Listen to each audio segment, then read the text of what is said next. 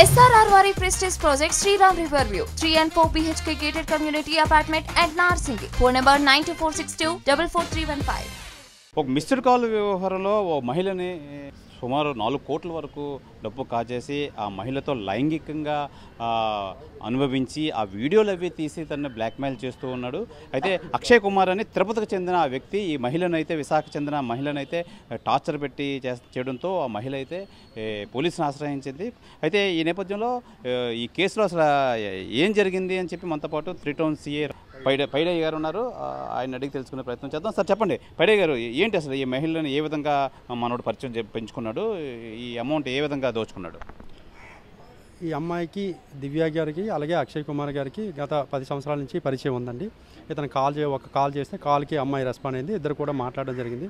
అలాగే ఆ మాటలన్నీ కూడా అతను రికార్డ్ చేసినట్టు, అలాగే వాళ్ళిద్దరు కూడా మనకి CMR దగ్గర ఒక 10 లక్షలు ఇచ్చి ఒక లాడ్జ్కి వెళ్ళి కలిసినట్టు అవన్నీ కూడా అతని దగ్గర వీడియోస్ ఉన్నాయని చెప్పి ఆ అమ్మాయిని థ్రెటన్ చేయడంతో ఆ థ్రెటన్ సంబంధించి అతను అంతకుముందు కూడా హైదరాబాద్లో రాడిషన్ బ్లూలో అలాగే భీమవరంలో కూడా కలిశాడని చెప్పేసి వాళ్ళు చెప్పడం జరిగింది.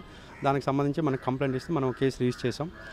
376 అలాగే థ్రెటనింగ్ అండ్ 354D కింద కేసు రిజిస్టర్ చేసాం. దాంతో మనం తిరుపతి వెళ్ళి అక్షయ్ కుమార్ని తీసుకొచ్చి అరెస్ట్ చేసాం.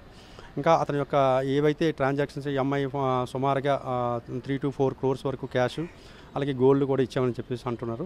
అవన్నీ కూడా మనం బ్యాంక్ లెటర్స్ పెట్టాము. అతని తాలూకా అకౌంట్స్ అన్నింటి కూడా అవన్నీ వెరిఫై చేసి మేము ఫైనలైజ్ చేస్తాం. ప్రస్తుతానికి ఇంకా ఎంక్వైరీలో కేసు ఉందండి. ఇక్కడికి మా దగ్గరికి వచ్చారు, మేము కంప్లైంట్ కేసు రిజిస్టర్ చేయడం జరిగింది. మొత్తం ఆధారాలన్నీ ఇవ్వడంతో దాని మీరు దర్యాప్తు చేస్తున్నారా?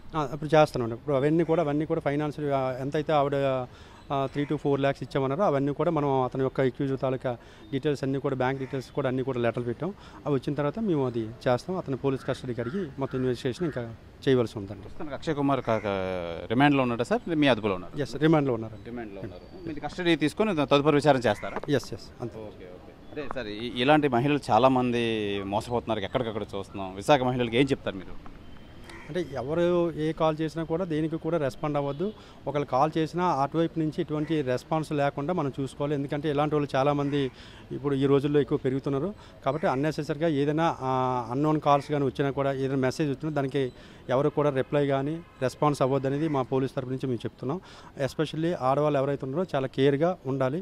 పిల్లలు కానీ ఆడవాళ్ళు కానీ ఎవరైనా కూడా ఎవరు కూడా తెలిసిన వాళ్ళు అయితేనే మాట్లాడాలి తప్ప తెలియకపోతే మనం వారికి రెస్పాన్స్ అవ్వద్దని మేము అందరికీ. కేసులో నిజంగా అక్షయ్ కుమార్ మహిళ దగ్గర నుంచి ఒక 4 కోట్లు సుమారు 4 కోట్లు అలాగే బంగారం కూడా దోచుకోవడం అయితే జరిగింది.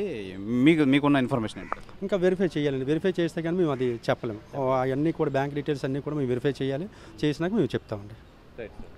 ఇది ప్రధానంగా మనం చూసుకోవచ్చు. ఎవరైతే ఈ విశాఖ చెందిన మహిళ అయితే ఎవరు ఉన్నారో ఆ మహిళ వద్ద అక్షయ్ కుమార్ అని తిరుపతికి చెందిన ఆ వ్యక్తి అయితే మొత్తం ఒక మిస్డ్ కాల్లో పరిచయమైన ఆ అమ్మాయి ఎవరైతే ఉన్నారో ఆ మహిళను అయితే టార్చర్ చేయడం, అలాగే ఆ మహిళ కోసం తెలుసుకొని మొత్తం అంతా పరిచయం అయితే పరిచయం పెంచుకొని ఆ అమ్మాయిని ట్రాప్ చేసి ఆ అమ్మాయిని లోపరుచుకొని మొత్తం ఆ అమ్మాయి వీడియోస్ అవి తీసి ఆ అమ్మాయిని వాళ్ళ హస్బెండ్కి ఇవి లీక్ చేస్తాను, అలాగే సోషల్ మీడియాలో పెడతానని చెప్పి ఆ అమ్మాయిని భయపెట్టి ఆ అమ్మాయిని లొంగ తీసుకోవడం అయితే జరిగింది. అయితే మొత్తం మీద ఈ కేసులో ఈ ఉదంతంలో మొత్తం ఆ అమ్మాయి దగ్గర నుంచి 4 కోట్ల వరకు క్యాష్ అయితే తను తీసుకోవడం అయితే జరిగింది. అలాగే బంగారం కూడా అమ్మాయి దగ్గర నుంచి దోచుకున్నట్టు అయితే తెలిసింది. అయితే మొత్తానికి ఎవరైతే అక్షయ్ కుమార్ ఉన్నారో అక్షయ్ కుమార్ టార్చర్ భరించలేక ఆ విశాఖ చెందిన మహిళ 3 టౌన్ పోలీసును అయితే ఆశ్రయించింది. ఈ నేపథ్యంలో మొత్తం పోలీసులు రంగంలో దిగి అక్షయ్ కుమార్ని తిరుపతి నుంచి అదుపులోకి అయితే తీసుకోవడం జరిగింది. ప్రస్తుతం అయితే అక్షయ్ కుమార్ రిమాండ్